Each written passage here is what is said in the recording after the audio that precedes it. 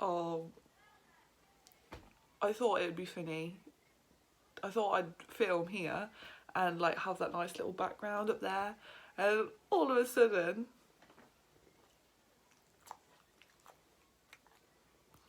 someone wanted to be in the video, obviously. Hi guys, welcome back to my channel. So in today's video I have decided to film my top 5 gym tips to stay motivated. I thought I'd do this video because I thought, considering we're in January, it's that whole new year, new me vibe that everyone has going on. So I thought I would do this video to help anyone who's new starting out in the gym, or anyone who's kind of got to that point where they are kind of stuck, hit a brick wall, you know, feeling very unmotivated. It's that time, we've had Christmas, we've eaten a lot of food, eating our body weight in food, more like, I'd go with that. So yeah, so these are my top 5 gym tips to stay motivated. If you enjoy this video, please don't forget to give it a thumbs up, and obviously subscribe if you want to, and leave any comments on what you want to see next. I have got a couple of ideas that I'm thinking of doing. So I think I want to do a skincare routine, so just showing the products that I use on my skin, and then I thought I'd do like kind of like a hair care routine for you guys, just so if you might be interested, you might not, but it's an idea. So yeah, these are my top 5 gym tips to stay motivated.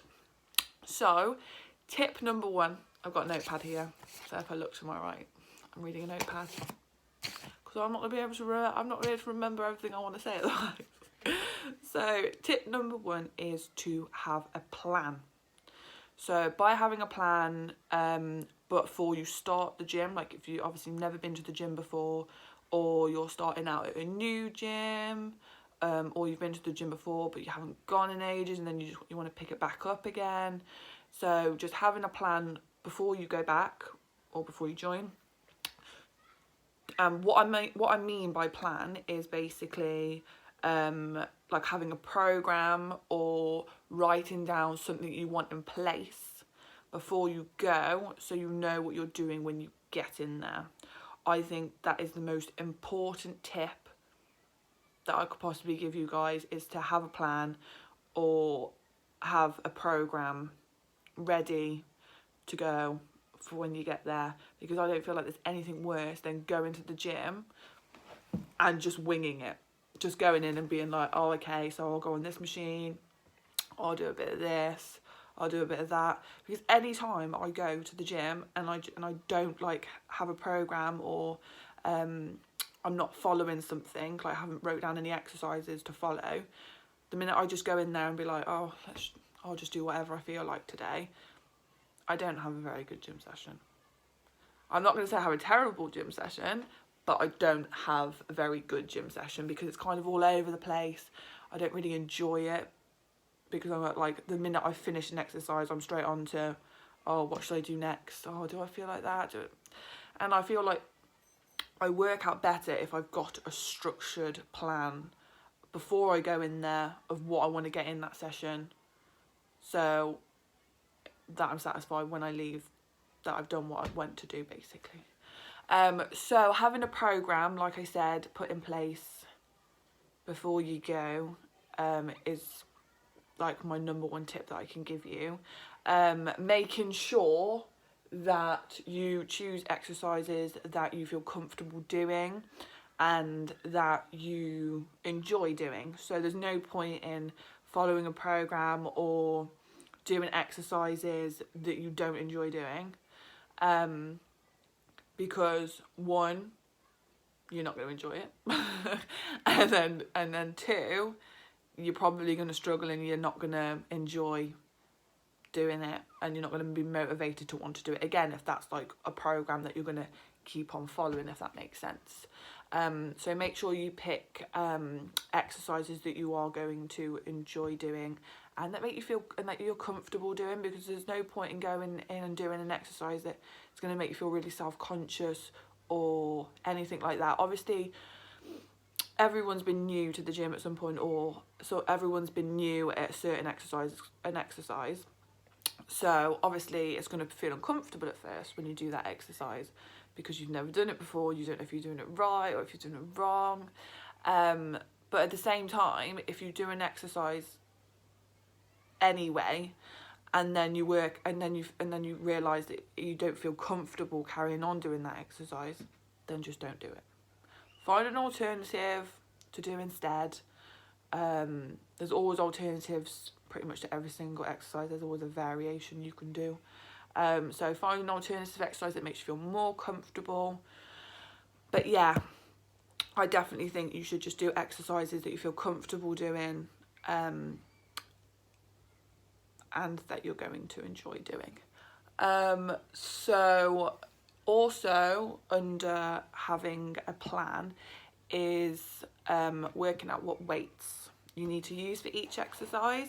So I think that's important, especially like on the first day that you're going to start a new program, or the first day that you're going to the gym with your plan that you've put in place. Obviously on that day, that first day, when you're doing your exercises, you're going to be using different weights. So you're obviously going to start off light, and you're going to obviously work out which weights are best for you to use on different exercises. So I think working out what weights work best for you and recording it. Record it all, write it down or write it on your notes on your phone, just so you have it recorded, so you know next time you go in that is the weight that you need to be using. I think that's a really important thing to do, just because, say for example, you go to the gym and you do like a lunge, and you use, on the first day you use 6 kilogram dumbbells, but you don't write it down, and then the next time you go, you can't remember because obviously you do that many exercises, you don't remember what weight you used for it. So then you pick up the 4 kilogram dumbbells. Now you're going backwards, and I don't mean you're going backwards in the sense of that you're not going to progress, or you're not going to get any progress from using the 4 kilograms instead of 6 kilograms, because obviously it's important to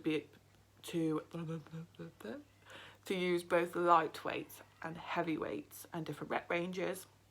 Completely agree with that. But by recording what weight you've used, the next time you can be using that same weight, so you're not going any lighter, so you're going to try and do the progressive overload and obviously really challenge your muscles, and then because you've recorded, the next time you can do a bit more weight or extra reps. So that's why I think it's important to write down, one, obviously write down the exercises that you're doing. 2, write down the weights you're using for each exercise.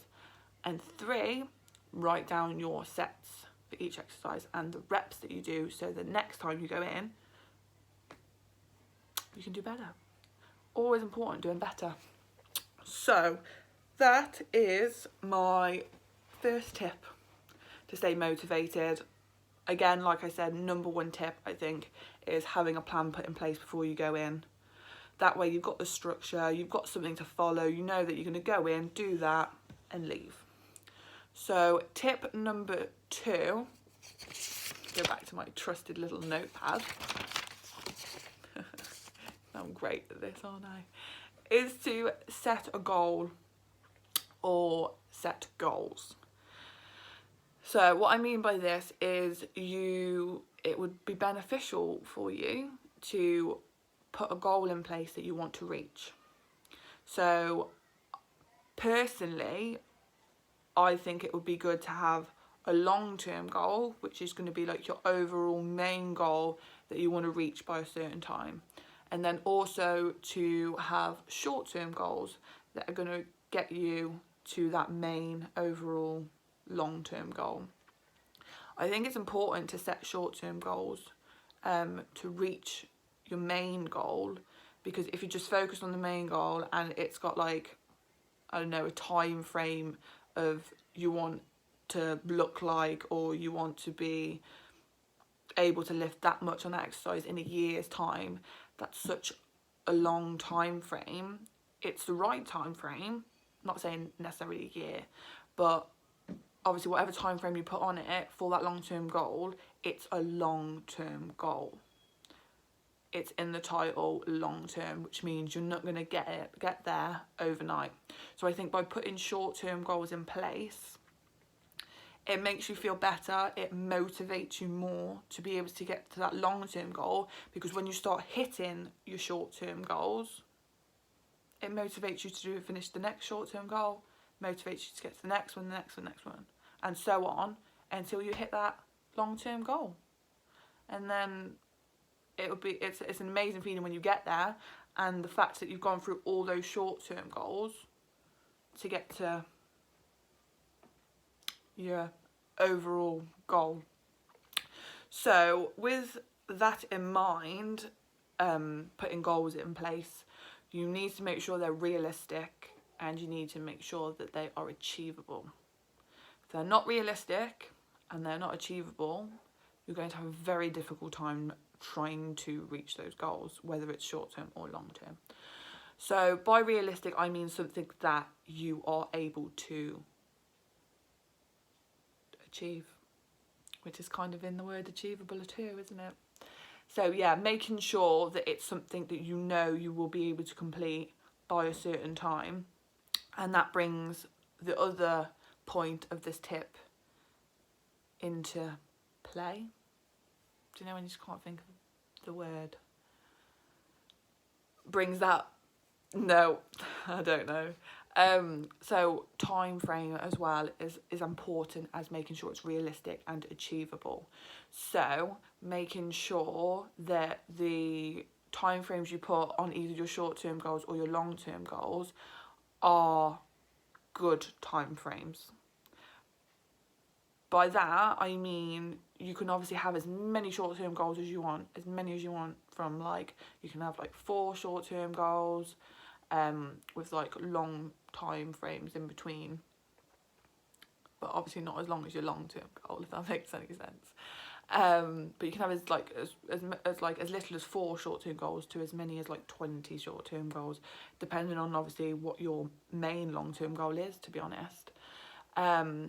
But making sure the time for each of those short-term goals is specific to that goal. So you need to be able to make sure that you're giving yourself enough time to reach that short-term goal.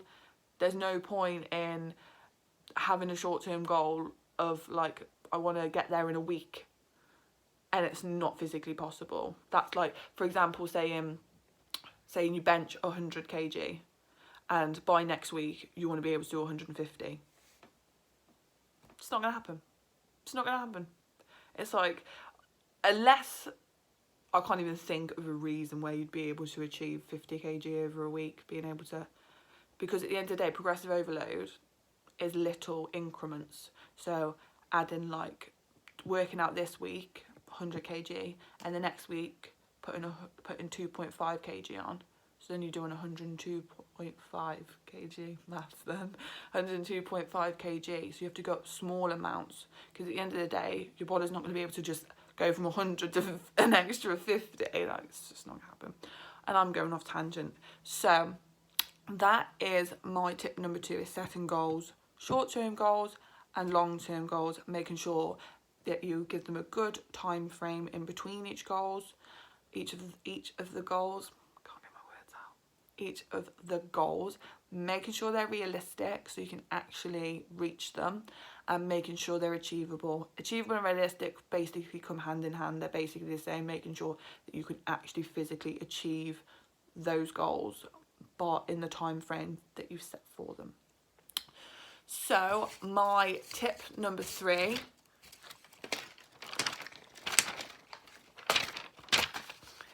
is progress pictures. Take progress pictures. Again, I think this is as important as tip number 1 and having a plan in place, is taking progress pictures.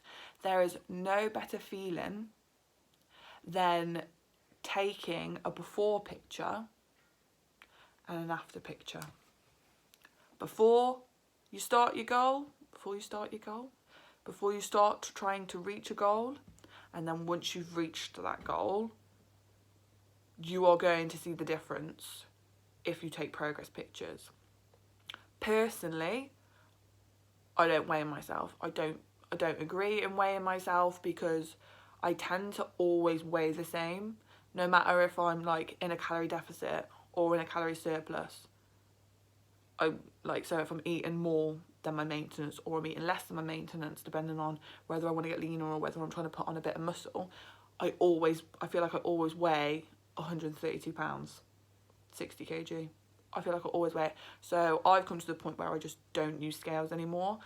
The only time I will weigh myself is if I want to measure my body fat percentage, just to like see what it's at, which again I don't think is very important, to be honest, but at the same time I just like to keep an eye on it just to see where it's at, I suppose.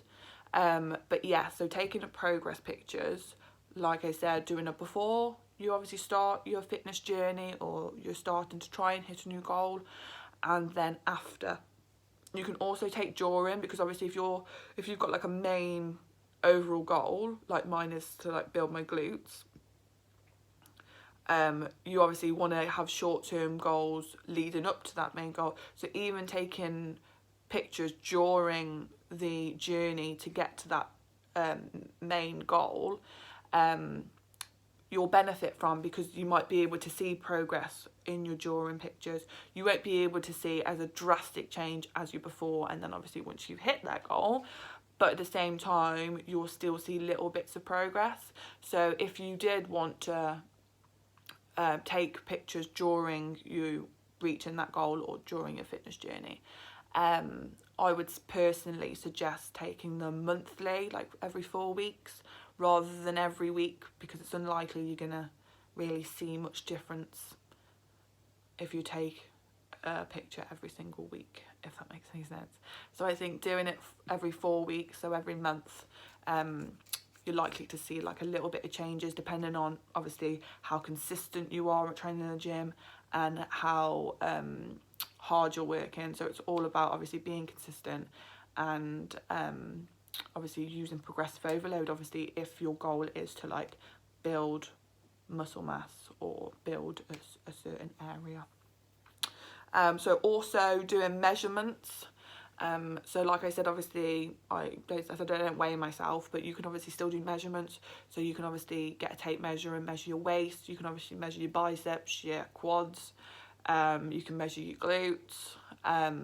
So just by taking those measurements at the beginning of your fitness journey, or at the beginning of before you're trying to reach a certain goal, that will just again show you, obviously by the time you hit that goal, if you've gained where you wanted to gain. Obviously if you have, then it's going to be a higher measurement, or obviously if you've lost any, it'll be a lower measurement, depending on what your goals are, if that makes any sense. So yeah, like I said, obviously personally I wouldn't rely on scales, just because it's a bit of a bummer if you weigh yourself before hitting a certain goal, and you want to be like, you want to lose, I don't know, 20 pounds, and then you hit that goal and you haven't lost 20 pounds and you're the exact same weight. You're kind of going to look at the scales and be like, what? Like, that makes no sense, because you can see in the mirror you look slimmer, but your weight, but the scales are saying that you weigh exactly the same. So it will be one of those cases where you'll just be like, it just demotivates you, because you'll just be like, oh, what's the point? Might as well just give up now, because I haven't lost it in these 3 months that I've been training, to even though I look slim in the mirror. So I always go by what I look like in the mirror. Like, I know the minute I start putting on weight, because obviously it goes to my midsection, I can see that in the mirror that I'm starting to put on a bit of weight, or obviously around my face. So obviously that is an indication then, obviously, if I want to step back and obviously lose some fat, then obviously that's what I'll work on. But I don't tend to go by scales. I tend to just go by what I see in the mirror. So that's tip number 3, taking progress pictures. So tip number 4, my foot is dead. Tip number 4 is having good music. So either making a playlist, like a gym playlist, or going on Spotify. I know a lot of people use Spotify these days, and there's loads of playlists you can find on there. Obviously you can search for different artists or different YouTubers or influencers to see if they've uploaded any playlist or like a specific gym playlist. So Spotify is a really good tool, obviously, if you wanted to find a specific playlist from a specific artist or anything like that. But I think music is really important, especially in keeping me motivated to want to train and keeping me motivated when I'm actually in the gym. So on days like if I forget my headphones and I go to the gym, or I decide that I'm not going to use my headphones that day and I go on listening to the music we have in our gym is not to my it's not appealing to me. I don't really enjoy the music in my gym, so hence why I take my headphones and my phone so I can listen to what I want to listen to. Her head is slowly creeping in like there. So yeah, I think it's really important to, like I said, have good music to listen to while you're training. Having music that's going to pump you up, hype you up, get you to really like want to lift heavy, or like I feel like it really helps you push through those extra reps. Especially say for example you go in, you're planning on doing a set of like 12 reps. You get to 12 and you're like, your music might push you to your music and your willpower might push you to get an extra 3 reps and get to 15 reps for that set. I find that when I'm listening to really good music, it physically makes me want to push, especially if it's a good chorus and you've got music that's really going to pump you up. Personally, that's my personal preference. I think having good music, finding a good gym playlist that's really going to push you through that gym session.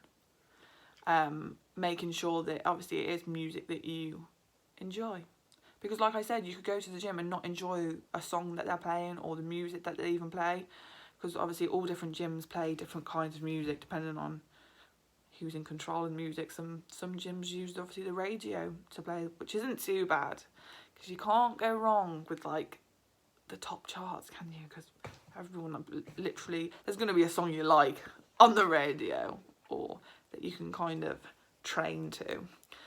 So that's my 4th tip, is getting some good music on your phone or your iPad. Take your iPad to the gym. Your iPod to listen in the gym, and it's going to get you through a good session. So my final tip is kind of like a tip, but it's kind of advice at the same time, just to finish the video off, and it's remember why you're doing it. Remember why you're going to the gym. What is your reason for going to the gym? Is it to help your mental health? Is it obviously for physical reasons, to change your physique? Is it just because it makes you feel good? There's so many reasons that people go to the gym. It's not just about to lift weights. Some people just go and do cardio, just to obviously help their cardiovascular health. So there's so many reasons that people go to the gym. So that is my final tip, really. My fifth and final tip is just remember why you're doing it. Remember why you've chosen those goals that you want to reach. Your short-term goals, your long-term goals. Remember the reason. Just remember the reason for doing it, basically. Just remember what, like, that's another real big thing that motivates me. Like, some days I can wake up and I don't want to go to the gym. I'm not motivated to go to the gym in the slightest. In my head, I'm like, if I go, I'm probably not going to enjoy my session. But then I sit there and I'm like, remember why you're doing this. Remember that at the end of the day, you've put goals in place that you want to reach. And the only way you're going to reach those goals is being consistent. And actually going to the gym on the days that you probably don't want to go because you're not motivated to go. Those are going to be the sessions that are probably going to get you closer to reaching those goals at the end of the day. And don't get me wrong, on days where you can physically feel that your body needs a rest, and that is why you don't want to go to the gym, because you're aching, you're sore, or you're ill, on those days, have a rest day. Don't go. Don't go on those days where you can physically feel that your body needs the rest. Don't push yourself to go. But on days where you're kind of just sat there like, oh, I just can't be bothered to go because you're tired, or you literally rather be doing something else, watching TV, on those days, try and push yourself, because I promise you, the minute you push yourself and you do it, the minute you get out of the gym, you are going to feel 10 times better. Sooner those endorphins are released, you are going to feel amazing. And on those days that I'm not motivated and that I don't want to go, but I know I need to go, and I physically push myself to go, and I'm like, just do it. Even if I just go for like 45 minutes instead of like an hour or an hour and a half, and I just do 45 minutes, I feel so much better. Like so much better, because I know I'm one step closer to hitting my goals. So yeah, that's it really, guys. So those are my top 5 gym tips to staying motivated. So I hope you enjoyed. Like I said, if you do, please give it a thumbs up and comment on what you'd like to see next. Okay, have a good day. Bye.